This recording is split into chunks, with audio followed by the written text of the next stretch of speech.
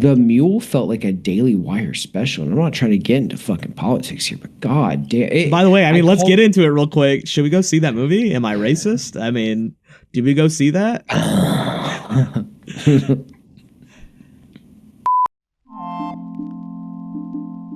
Hi there. Welcome to the Some Damn Movies podcast. Just a heads up, we don't shy away from spoilers. Here's your warning for the following movies. We talk about Mikey and Nicky again, the Flintstones, Viva Rock Vegas, Paranorman, It's the Great Pumpkin, Charlie Brown, Black Mass, Hacksaw Ridge, The Mule, and Funny People. Good afternoon, morning, evening, whichever one it is for you. I am Ian, joined by the one, the only, the handsome one of this podcast. Me. Jared Bailey. What's up? And this is Some Damn Movies. This is our movie podcast because one, everyone has a podcast, so we might as well have made ours too.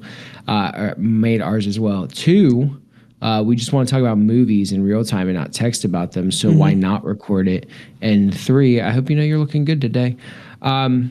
So we usually start this off with like a what you watching section. I think we kind of are going away from that a little bit in the sense of we had some homework. Now I know Jared did not get through his homework. I got through mine. I'm in trouble, Teach. He asked me to watch Mikey and Nicky, which is available on Amazon if you all want to watch it. What I would say about Mikey and Nicky, it was good. I did like it. I enjoyed it. It was a very, I just like a nice like self-contained story. Yeah. I will say what's very apparent is like, wow, the 70s. Am I right? Yeah. I say this not in like a bad way. I actually think I have a lot of respect for. I have a lot of respect for any filmmaker, really any artist that is just trying to pursue, right? But like, there's something about the 70s when you're like, not to bring up our other videos, but like I remember going through this whole like Some Damn Games classics. I rewatched My Boo Widowmaker, which I don't want to go too far into our plans with those videos, but well, I think you quickly have to. I mean, not everyone's going to be a YouTube listener, and people don't know who the heck we are. I mean, this is episode 2 of the podcast. So, oh yeah. So, hi, welcome to Some Damn Channel. This is our podcast. I'm sorry, like maybe we can get that in the edit, but. So we do primarily have just a YouTube channel where we talk about, where we make videos of whatever we would like. And I primarily do gaming related stuff. But there was like an era prior to the beginning, like Some Damn Channel as we know it, which was Some Damn Games. We expanded out on it because we didn't want to be confined to games, which may be a blessing and a curse, who knows? But I think it fits us better as just people and artists. So I bring all this up because I was rewatching one of our videos that is in our archive called Some Damn Widowmaker. It's a funny video. I'm very nostalgic for it because that was in the era where we were making videos, like we were doing these like really quick 24-hour like challenges. Yeah. Like when I mean challenges, I mean like I would come over to Jared's apartment with a hot and ready and some Mountain Dew or Coke, and we would just like we would stay in his apartment all die day. Now. I have IBS now. I would die. I mean, you had it back then too, dog. Like but I could deal with it now. I'm 33 now, man. I can't. Yeah, I'm about to be 34 next month. No, thank you. But yeah, so like we would sit in there. We would just like come up with any idea. And I'm nostalgic for this one. There's one point that came out, and I want to save like all this for the video itself, but.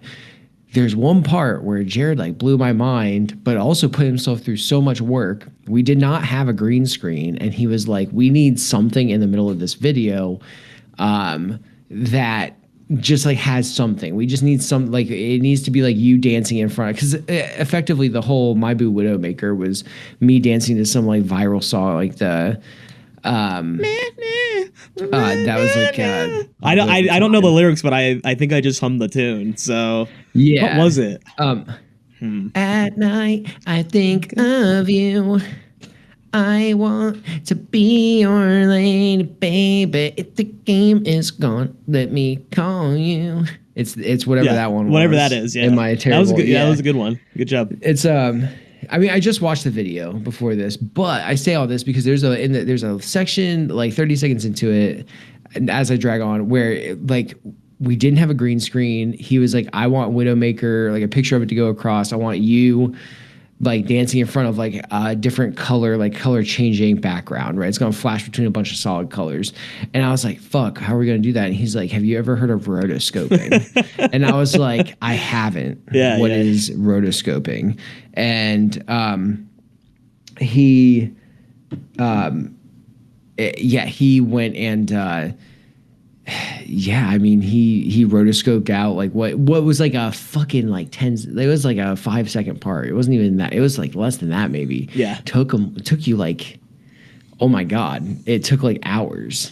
So I say all of that. Well, I want to say, by the way, in my defense to the people out there that can do After Effects and knows how to edit and do anything like that, this was before the current day where everything is. This was 9 years ago. This is before Roto Brush. I think we're on 3.0 now. Like, this is way before that. I was the OG Roto Brush, so it was long ago and it did take longer. And the camera we were using and the lighting was not very good, so a lot of it was pretty manual. Yeah, like the part I remember specifically because the wall we shot in front of was like a glossy white paint, so it reflected light, so you had like a hot spot or two on the back, so it was like very like it was just hard sometimes to like it was hard to rotoscope it just because like it's just like if you're green screening and you don't have even light. And don't get me wrong, I'm terrible at lighting, and it just it's always a battle.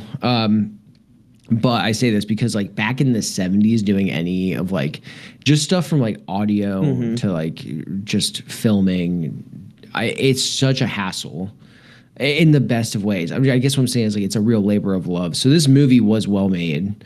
I think a lot of these like, and this is just in general for these older movies, have to be so much more conscious of like have to be more adherent to their shot list, right? That's funny that you're saying that for this movie. Why?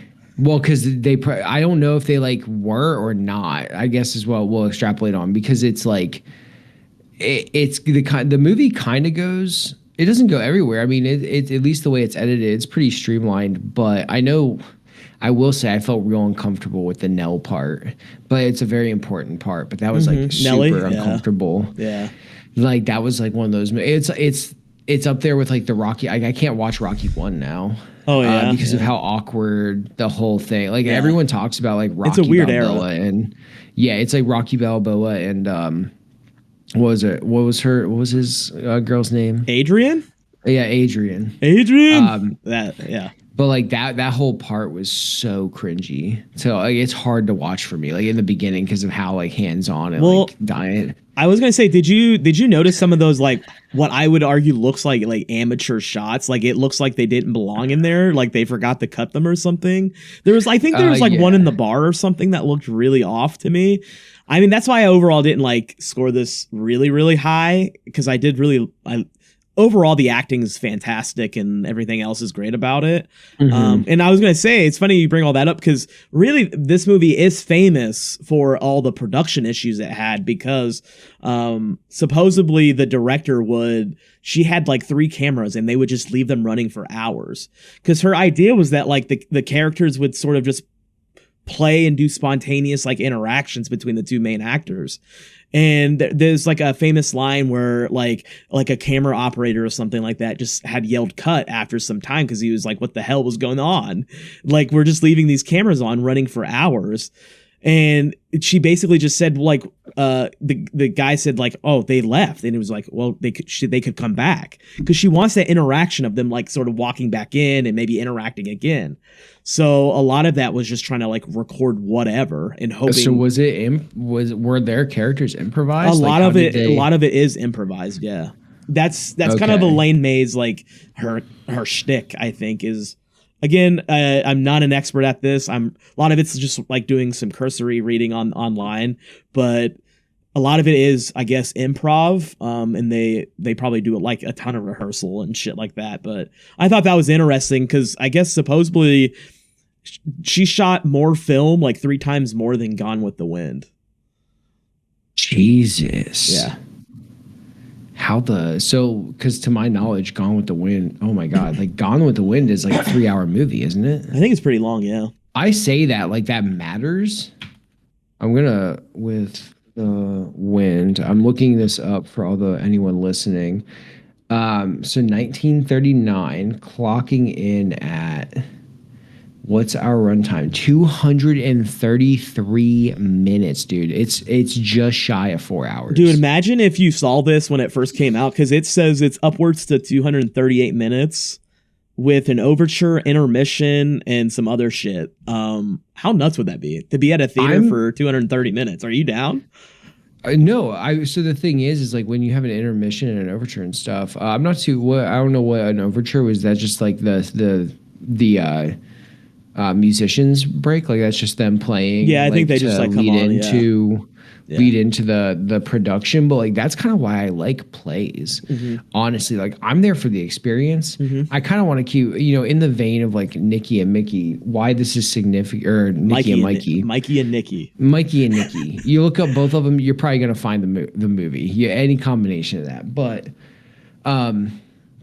what's significant about this is Mikey and Nicky's only like 90 minutes. That's why I cranked it out.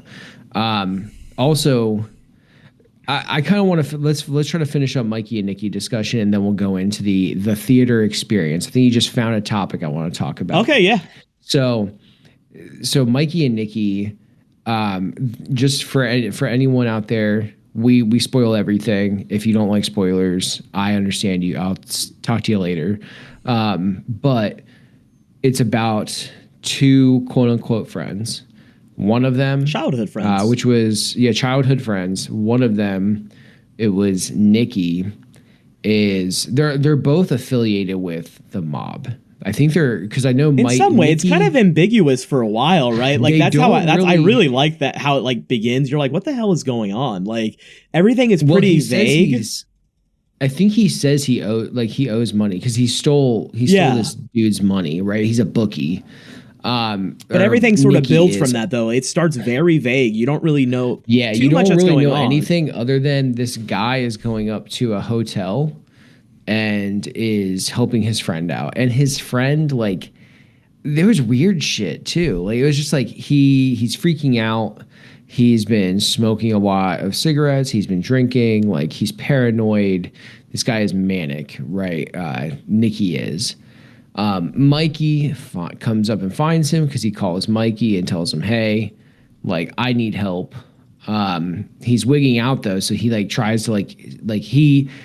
Not only does he call Mikey to come over, but he's paranoid that Mikey is going to be in on it.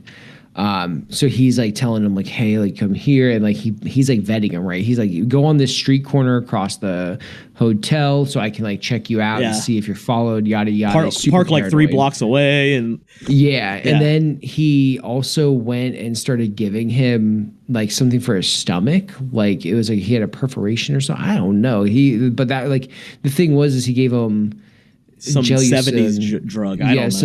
Some 70s drug, which it's Jellison, I think, is just supposed to be Tums. It's a base. Mm-hmm. It's a basic, it's supposed to go in there and just how what you would use for Tums for acid reflux. And then because then he also goes and he gets a bunch of creamer. There was a really cool scene where he buys 10 coffees just for the cream, and the guy's giving him a hard time.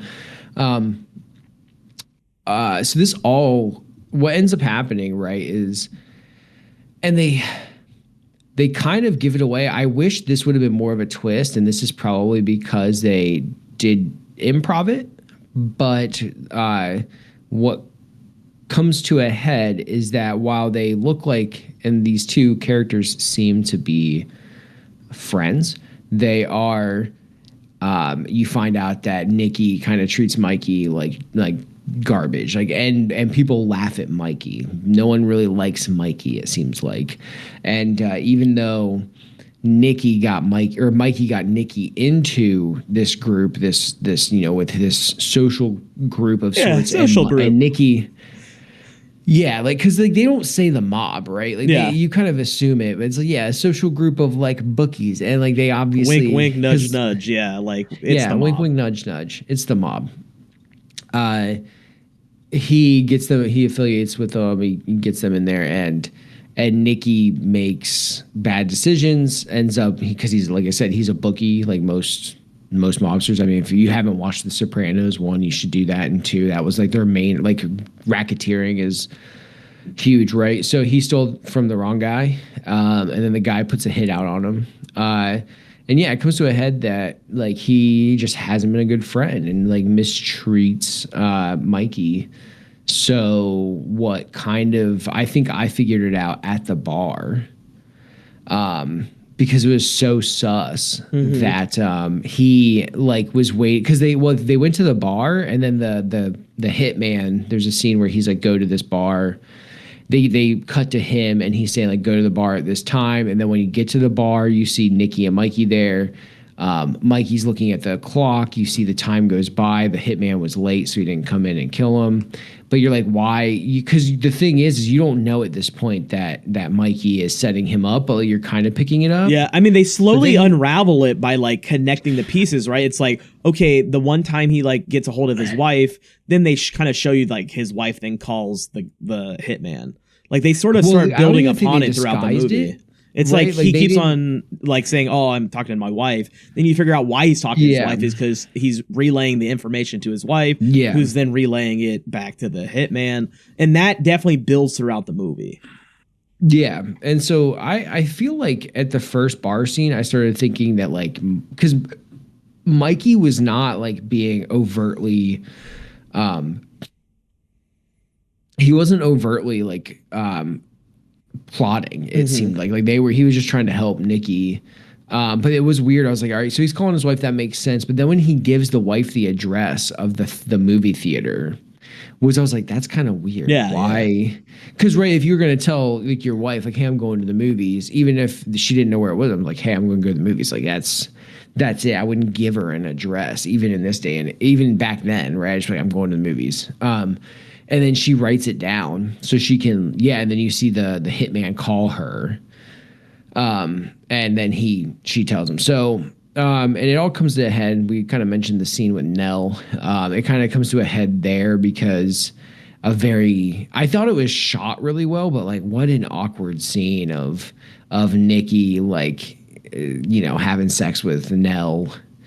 Pretty much raping her, dude. I mean, we don't want to say the R word. That was real awkward. That shot was so interesting to me, though. Especially like the shot where dark, and then you just see Nicky in the back or Mikey in the back in the kitchen, and it's just lit up. See, I wonder if that part was all like improv of him just like trying to figure out what the hell to do whenever he's in there. Well, I'll be real. I thought maybe like his parts were improv too, because like I don't know why they would. I didn't catch where like Nicky, because what ends up happening here for everyone, Mikey then tries to proposition Nell. And it comes to a confrontation, and she like bites him, and like he slaps her, all this stuff, and and Mikey or Nicky had told Mikey that she's easy, she's a floozy, it'll be no problem. So this brings up the whole thing of like Mikey's like, you tells Nicky, you set me up to like look like a piece of garbage in front of you. You always do this. They then go and get into a fist fight outside. And then from there they split, and this is when Mikey finds the hitman and is palling around with him at this point. And then, if you didn't know, you probably didn't, but then at this point, like later on, Nicky comes to Mikey's house to like apologize outside of the door, and the hitman has been circling around Mikey's house. Yeah. All night waiting, because like the boss that they work with, the guy who they work for, is like Mikey might show up at your play, or Nicky might show up at your house, Mikey. So might as well try to hit him there. And there's a very dramatic scene of barricading his door, like Mikey barricading his door with his furniture, and then the hitman just, you know, putting about 3 or 4 with his wife slugs there too. with his wife there. But I mean, the thing is, like, it's not even that impactful because she knows about it. Like, she knows about this shit. Like, she knows about that life. I mean, they all probably all do. Yeah. I mean, she's no Carmela Soprano, but like she's aware. Who can be, yeah. Yeah, who can be, exactly. I mean, Falco, like, yeah. So, I mean, at the end of all this, would you suggest it to our beautiful listeners? Is it a movie that you think most people should watch?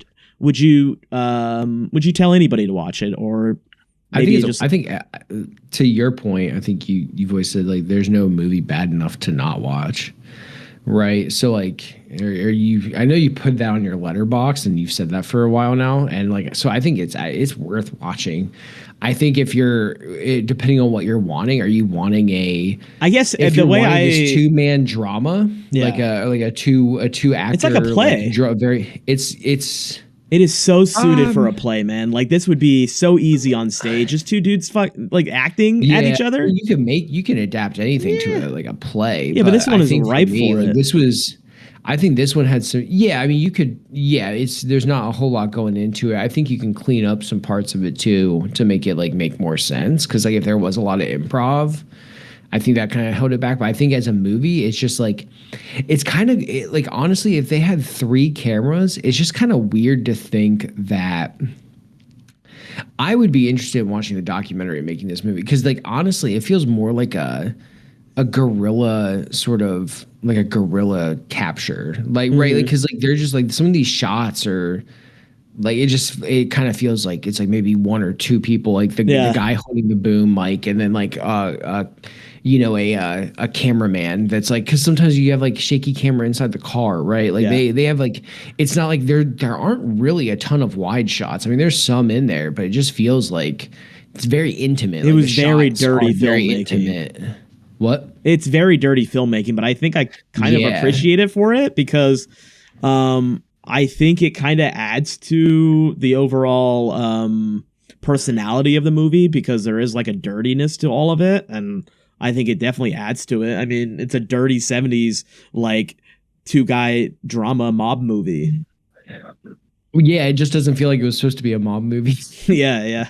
That's I think the thing for me is it doesn't really feel like a mob movie after a moment. Yeah. Well, hey, so the reason I asked you though, it's I like to separate. It's would I suggest this movie to my mom? Probably not. No, would I suggest this to some friends? Honestly, probably not. Would I suggest it to you because I know you'd probably be more willing to watch something like this because it's a little bit more out there for maybe a normal watcher, I guess, that will go see. Someone who wants to experience different takes on cinema, or just I would suggest it to them, right? Yes. Kind of like us, we want to watch movies that are not necessarily cookie cutter Marvel flicks, right? We are here to sit down in front of a 90-minute film, and whether it's good or not, just watch it and experience it. Which I love bullshit, by the way. Bullshit, I mean, one of the movies I watched after our last podcast is complete garbage, but I loved it. What was it? Viva Rock Vegas. The Flintstones, Viva Rock Vegas, the sequel to the wonderful 94. We talked about this in the last episode. Yeah. I did watch the Flintstones. You did watch it. It was pretty bad, but it's still enjoyable, and the set design, production design's still pretty good. It's just missing I think just the personality and sort of charisma of John Goodman and Rick Moranis from the first one. The actors in this one are just not up to snuff, like Stephen Baldwin. Ugh.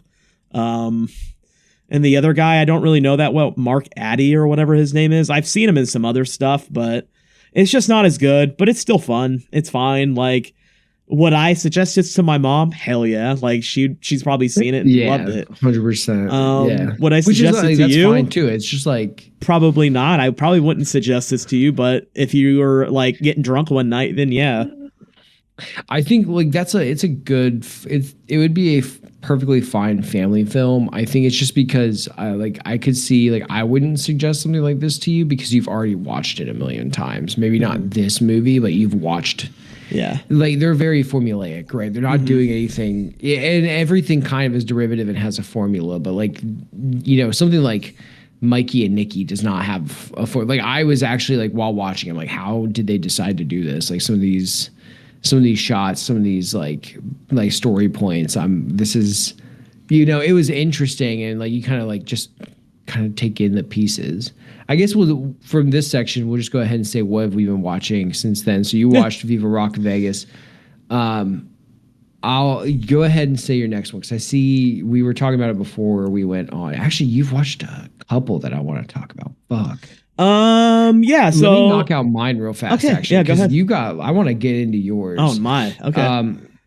I got some hitters on there. I watched Paranorman. It's my first Leica Studios movie, which is a shame. I went and saw the Leica Studios exhibit at Mopop, and it was just kind of like, we've talked about stop motion before. I know you dabbled with stop motion a couple of times, just for like work and like doing a little project.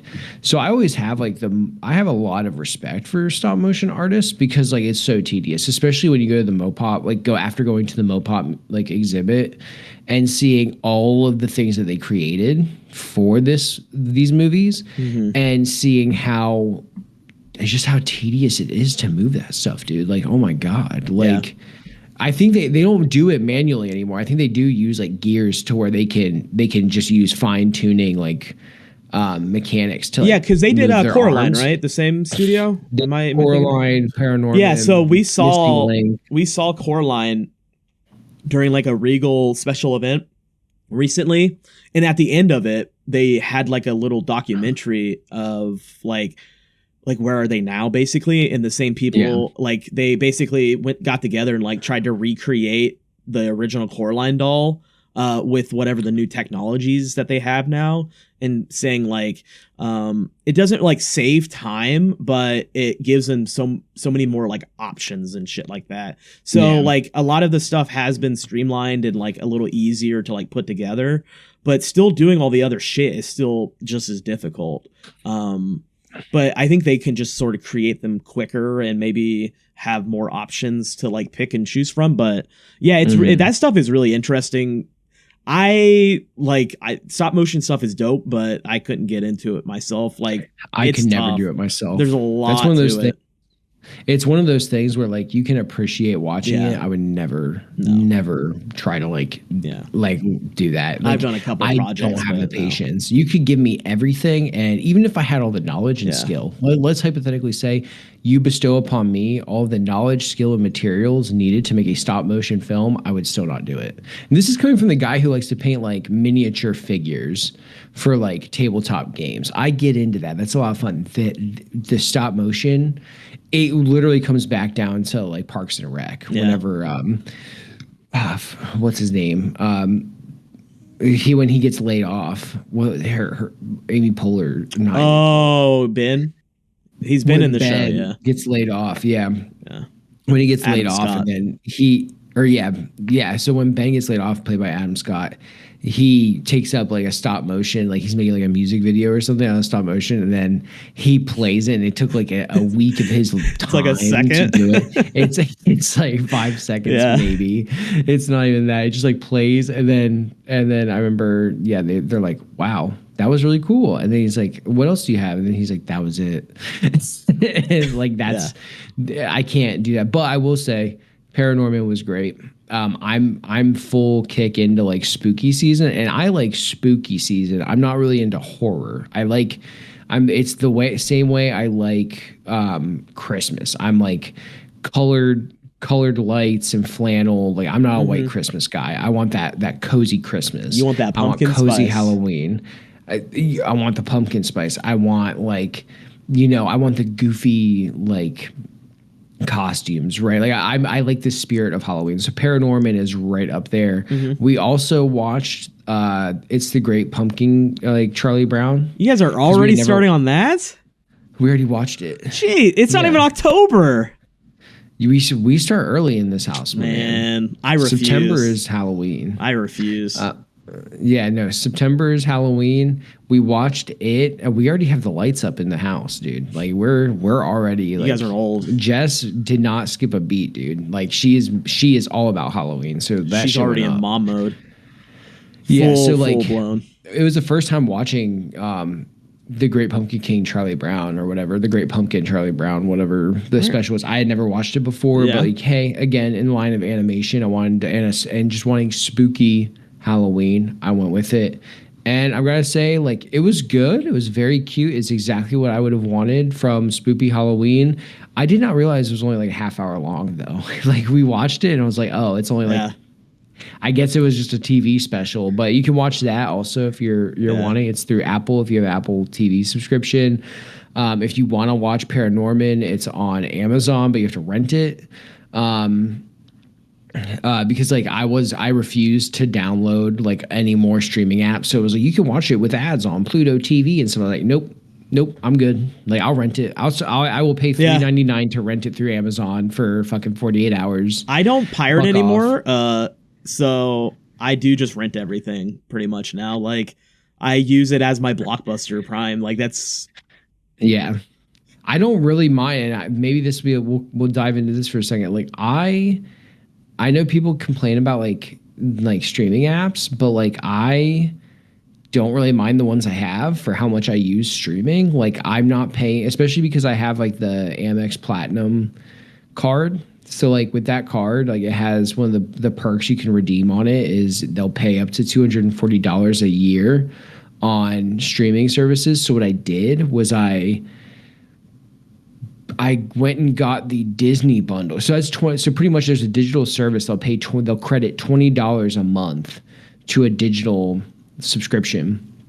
So what I did was I did the Max bundle for Disney, Hulu, and Max, which is $30 a month. So I'm only paying $10 for all three of those, no ads. And then like we have Netflix, Apple, Prime comes with Prime. I think Netflix is like the most expensive, and I have YouTube Premium because I can't go back. I literally can't. Like watching anything on YouTube. Like Jess uses it without premium, and I'm like, this is terrible. Like this fucking sucks. Yeah. They put so many ads into everything. I don't know. I think I still spend like less than $100 a month on like between both of us on like streaming stuff. Like I'm right, like I don't count Prime, but I which is why like people complain about all the streaming services. I'm good with the ones I have. Fuck off with Pluto. I'm not gonna get it just to watch Paranorman.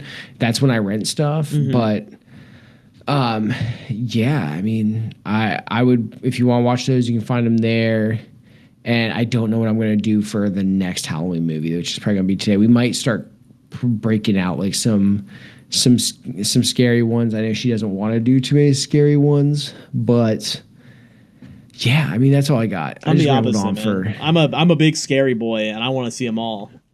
She likes scary movies, but I mean, my plan is to like October is going to be all horror like adjacent type stuff, like Halloween-ish, October-y, you know.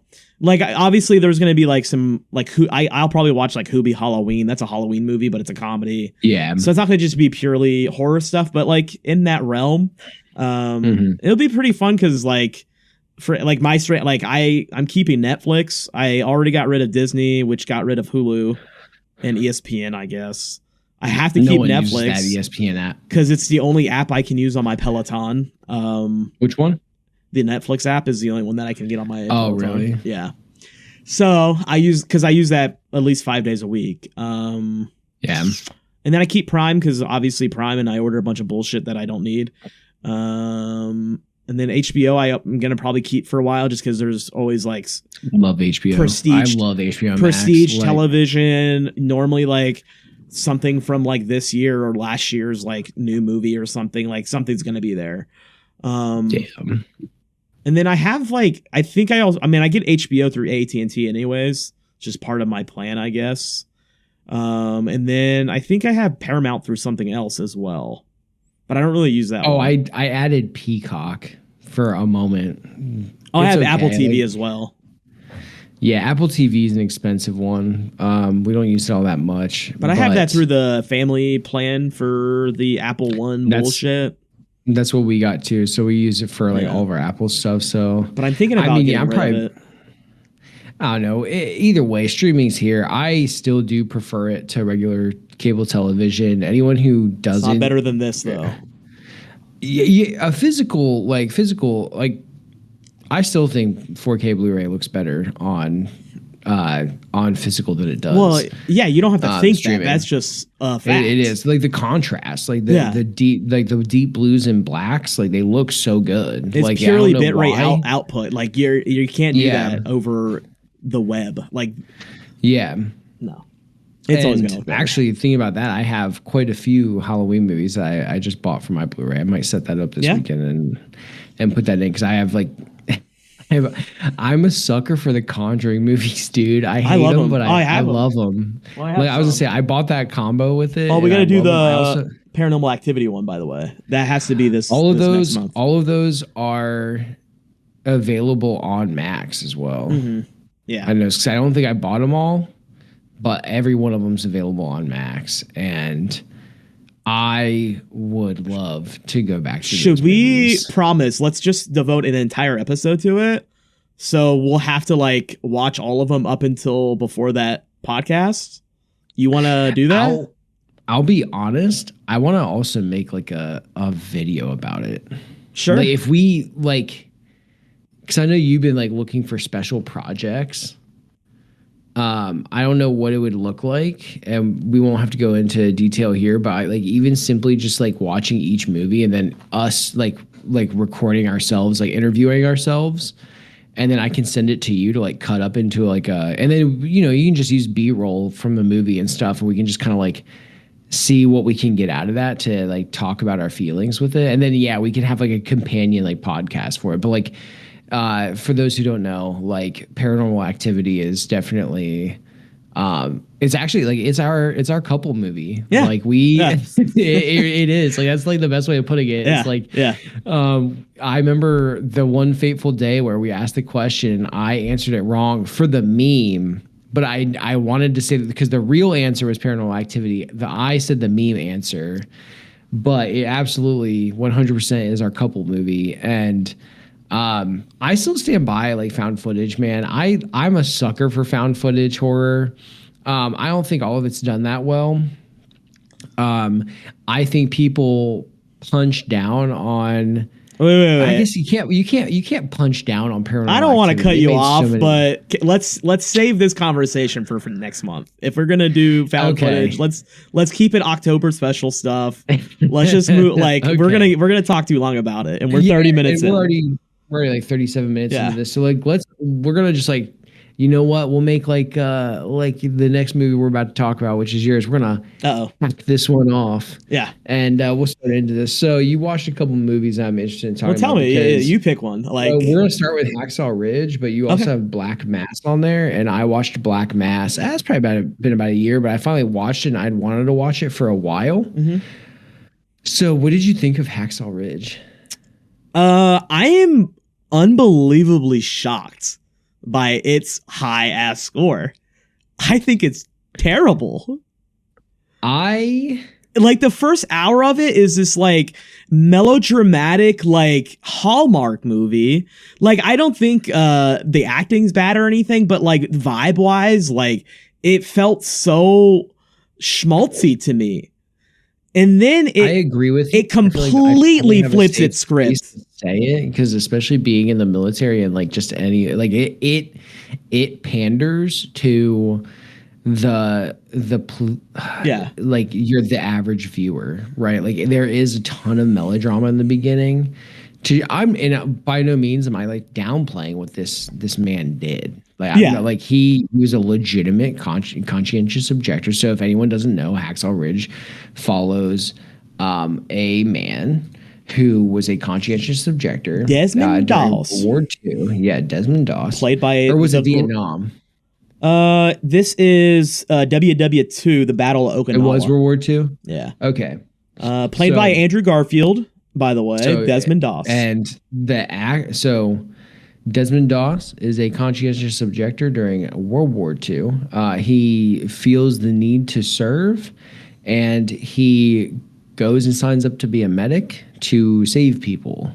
Very honorable, but he will not. So if you don't know, a conscientious objector means he will not use a gun. He will not kill people. He won't even touch a gun. He won't even touch a gun. And I think it was because there was something that happened when he was a kid with like his brother. He like hit his brother with a brick in this overly dramatic scene, but then like they're okay with it. Like, in the name of Jesus, it's okay.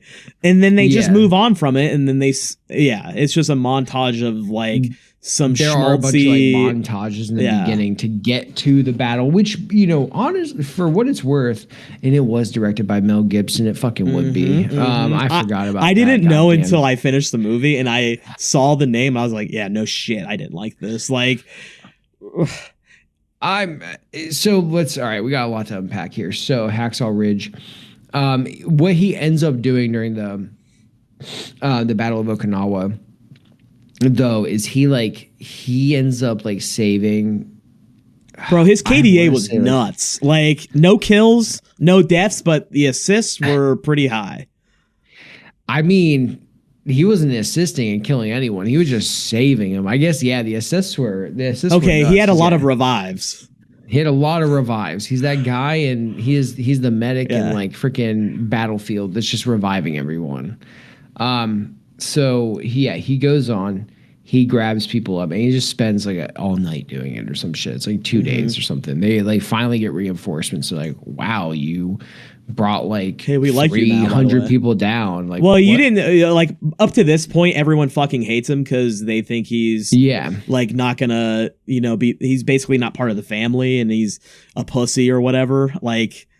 They're like, people are shooting at us, and you're not going to help us fight them. So like, you're not worthy. That was the guy who started that out was freaking Vince Vaughn. So, which let me point out, I love Vince Vaughn. He's actually one of my favorite actors. Really? Yeah, because I mean, I love his sassiness. Like, it's hilarious to me. So I like him in most things. This one, I actually thought he was terrible. Completely, as soon as he came on the screen, I was like, is this a comedy movie now? Like, I was so confused. Like, I just don't think he killed it. Like, he was bad. I don't mind that he's in there, and I don't think it makes it a comedy, but I think, like, again, some of when you say schmaltzy, right, when we're talking about this, we're saying, like, it's just so fucking sappy. Like, the first part of it, honestly, even like during the battle gets ridiculous. Like there's like a part where like there's a part where Andrew Garfield grabs a guy, gives it like the guy takes a gun and is like blasting like Japanese people, like Japanese soldiers, while Andrew Garfield is just bringing him through. And I don't want to go into the logic. That's not even the worst one. There's another guy with a machine gun, and he's holding a torso of one of his men in one hand, and then with another gun, and just shooting all the Japanese down. And then Andrew Garfield then takes, like, I think it was Vince Vaughn ties him up, and then Vince Vaughn's sitting there shooting from his back, shooting all the Japanese. And then later on, after like the second time they go out, Andrew Garfield's character, they throw a grenade, he swats one away, and then soccer kicks the other one, and then goes down. In a slow-mo montage feel. It was no. I couldn't take it serious. Right, because like the thing is it was a very terrible battle. I mean, war in general is terrible, right? Like the loss of life is a shame. And you have something, I think this was after, I mean, Band of Brothers goes hard. Band of Brothers is so good. And Band of Brothers is like pretty grounded for the most part. Like it's just trying to be like this timepiece, right? Or like this period piece of what the Airborne did, and like the conception of the Airborne into the army, and how much of an impact they had on the war effort and victory in Europe.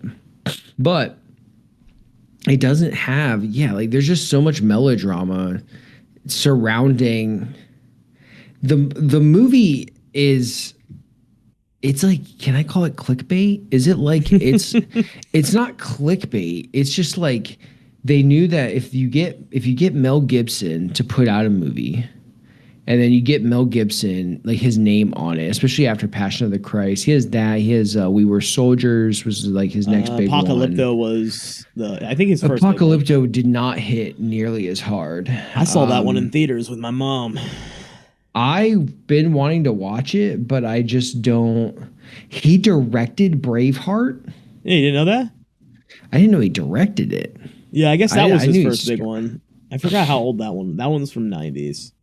I guess he did one, A Man Without a Face. He did that one too. Yeah. But I mean, so I don't know. It just, and now he's doing the Passion of the Christ Resurrection.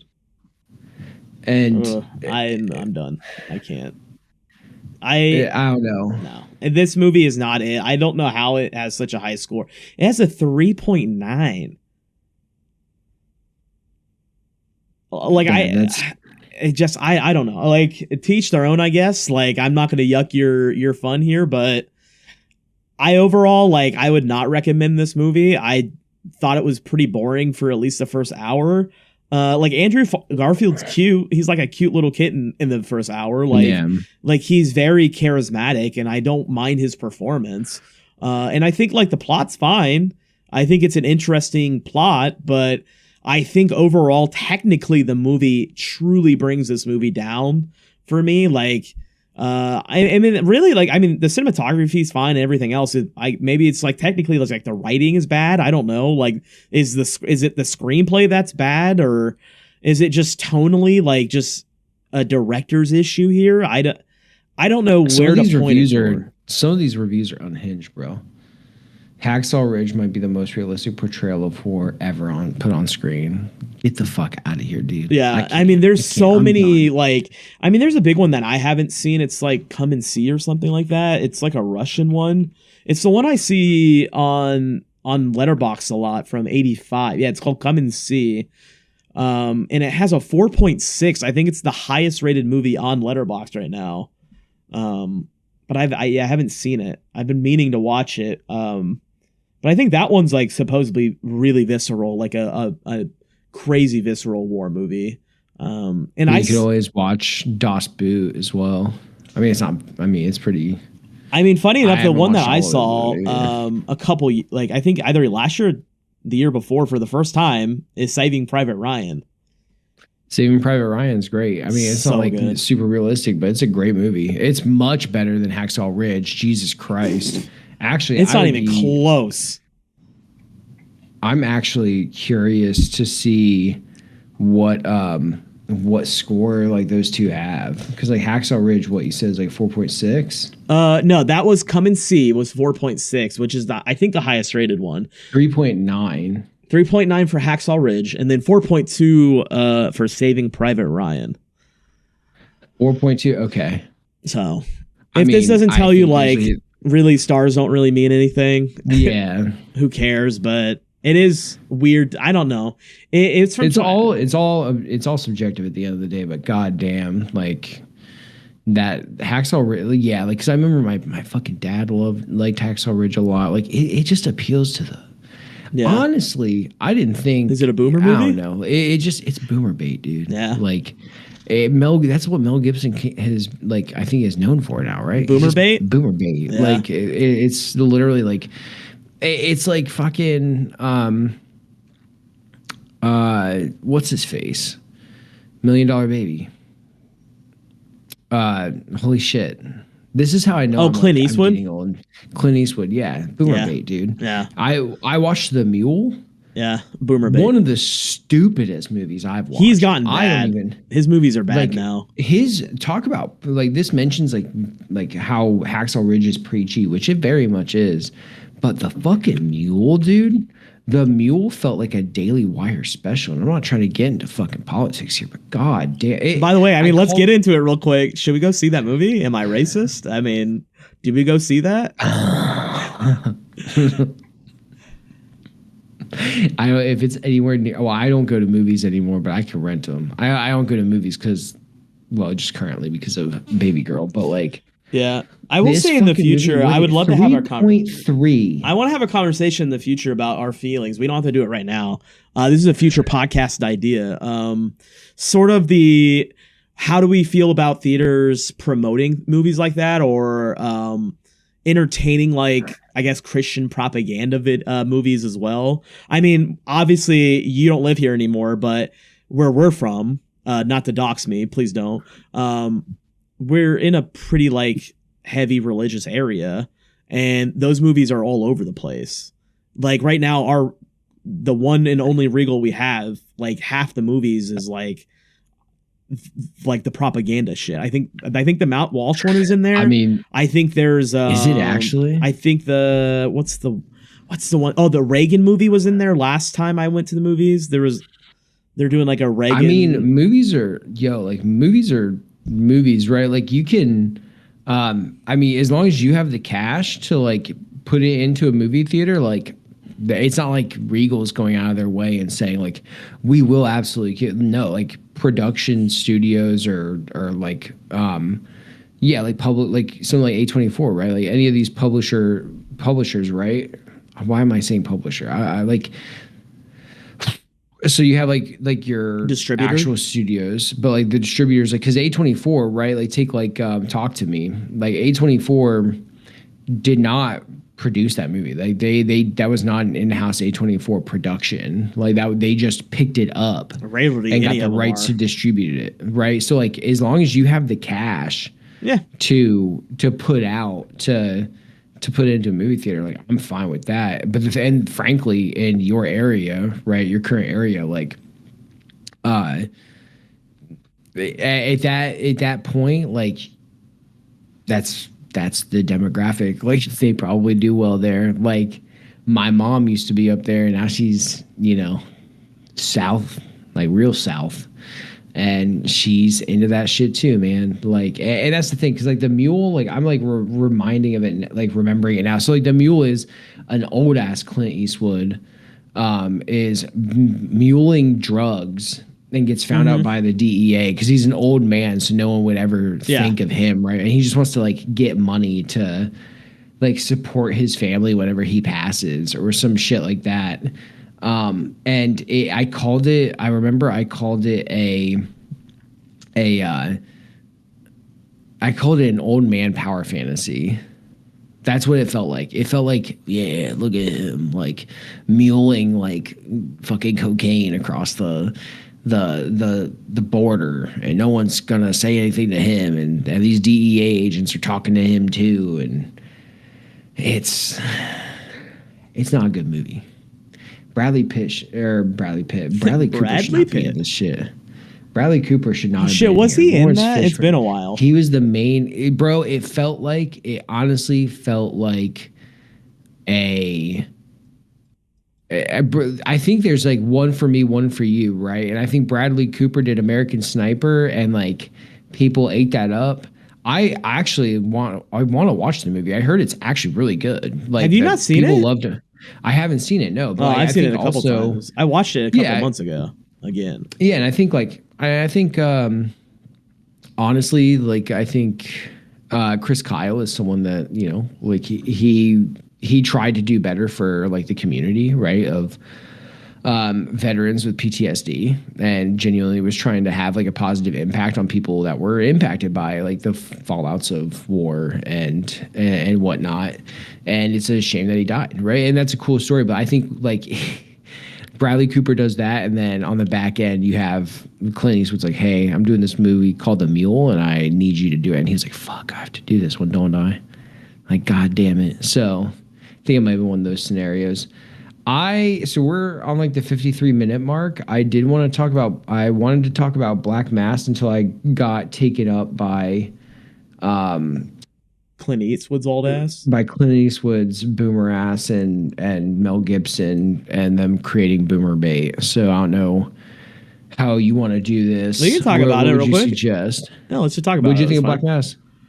I liked it. I mean, I would say technically, like, it looked pretty good. It felt pretty good. Like, it was a cool vibe, but like, I thought it was kind of boring a lot of the times. That being said, I thought like Johnny Depp really like acted his ass off. Yeah, I thought 100% truly transformed into this character. I thought he was actually pretty intimidating on screen. Like, I think he was completely believable.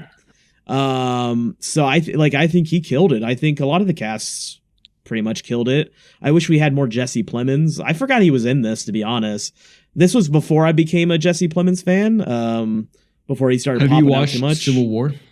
Yeah, of course. Yeah. Okay, I was gonna say. Yeah. I wanted more of him. That was my very biggest small complaint role, is yeah. I wanted more of him. But yeah, I mean, Yeah. like, it was just like a lot of it was kind of uneventful stuff. And the way this movie moved a little bit was kind of for me. Like, it just felt like scenes. Like, that's all it was scene after scene. It felt like it didn't really fully like connect for me. It just felt like a montage of like scenes that shows off Johnny Depp's acting. And then I don't know, overall, I liked it. I'm always interested in like grittier mob movies. I recently also watched that kind of goes along with this was the Bike Riders, the new one with Austin Butler and Tom Hardy. Yeah. And that movie was good. I definitely enjoyed it. I think Austin Butler and Tom Hardy just kind of were Austin Butler and Tom Hardy. I think I would give it the edge to Austin a little bit. I think he showed a little bit more chop. Well, I don't know. I think Tom Hardy has like a one note he does when he does like kind of like gang guys, like gang leaders. Cause he also, I briefly remember him when I was watching Peaky Blinders. He was in there for a moment. And so I guess it was like pretty, fairly different. I mean, all to say like the acting was good. It has like these small time crooks or like gang leaders, but like, I mean, I guess what was his name?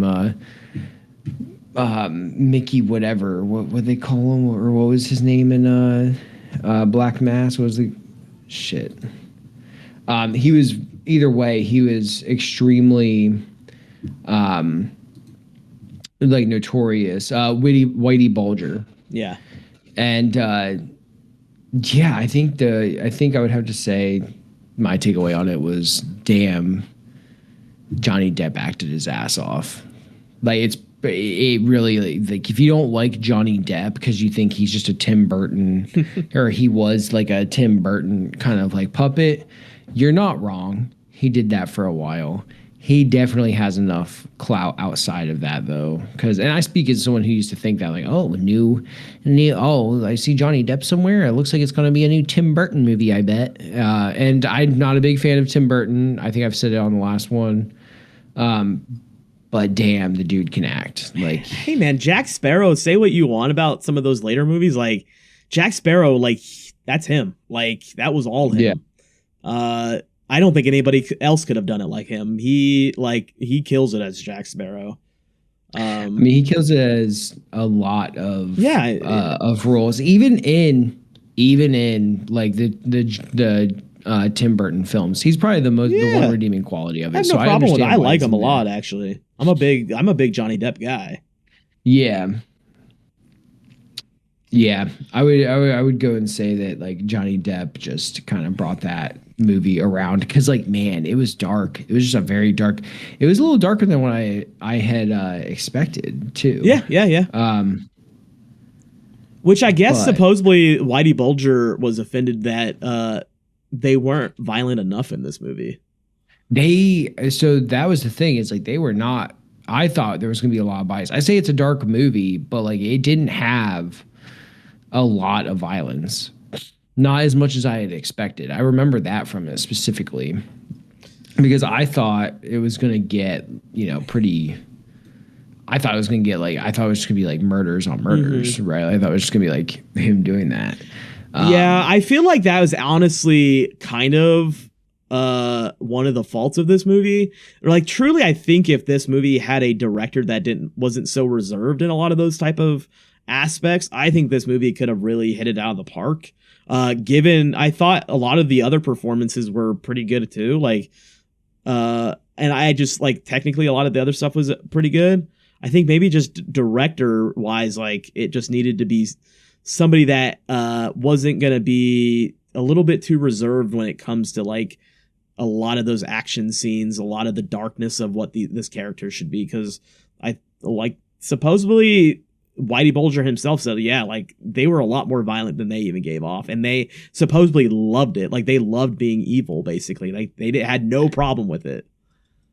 Yeah, it was crazy because like a big part of Whitey Bulger's like empire was like vending machines. Mm-hmm. Like he was just like he like corner vending machines, and then also like doing deals. Like obviously was like I think doing like maybe some arms trading and racketeering and stuff along with that.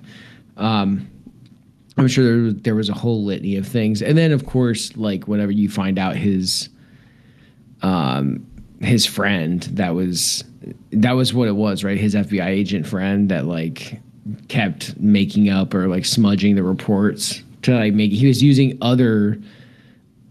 he was framing people, I think, is what he was doing, right? Like he was bringing in all of these like great cases and like was like this hot shot, and then you found out that he was doctoring all of the reports, if I'm correct.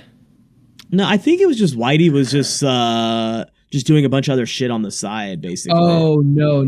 Whitey was giving him because he was still giving him. Yeah. He was a CI, so he was a criminal informant. Yeah. And he kept So the thing is that Whitey was not giving him the stuff he needed. They had him under the CI protection.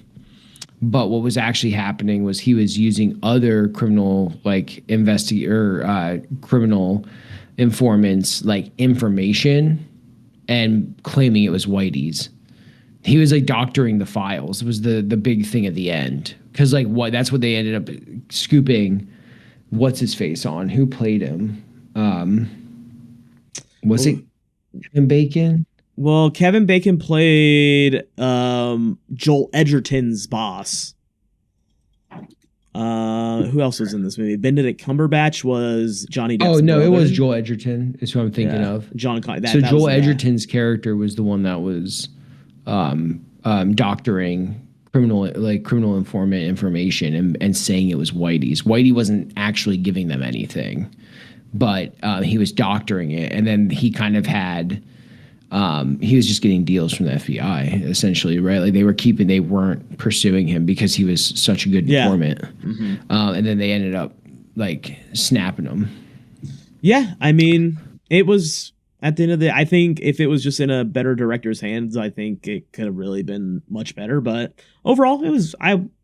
It was a fine watch. I'd probably watch it again in the future. I would suggest other people to watch it, I guess. Like it's a fun watch. Yeah, I think even at the 2 hour mark, which I don't know. I think anymore I look for hour and a half to 2 hour movies. Anything over that, I start to get a little late. Like that's the thing is like.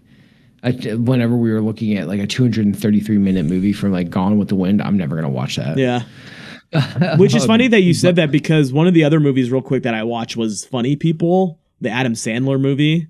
That movie's like 2.5 hours long, and it's way. Adam Sandler has a 2.5 hour long movie. Why? Well, it's technically a Judd Apatow movie, but yeah, he's in it. Yeah, it's like an hour and 20, I think.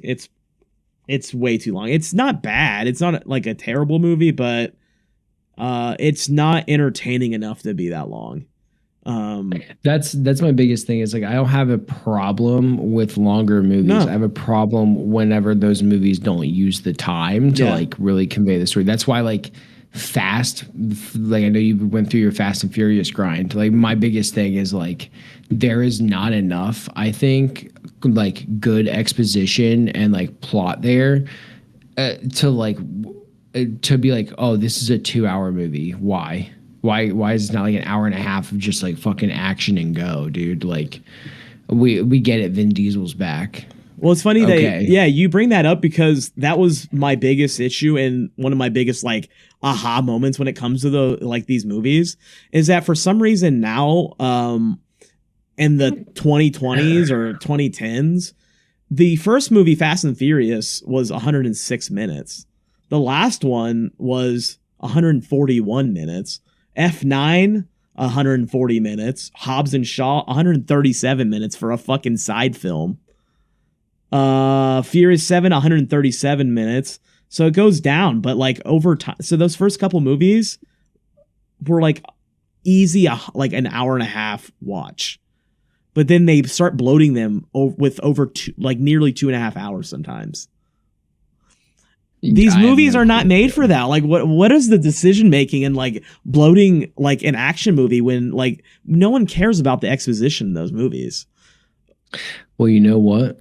I think that is a great question for us to tackle next time on Some Damn Movies.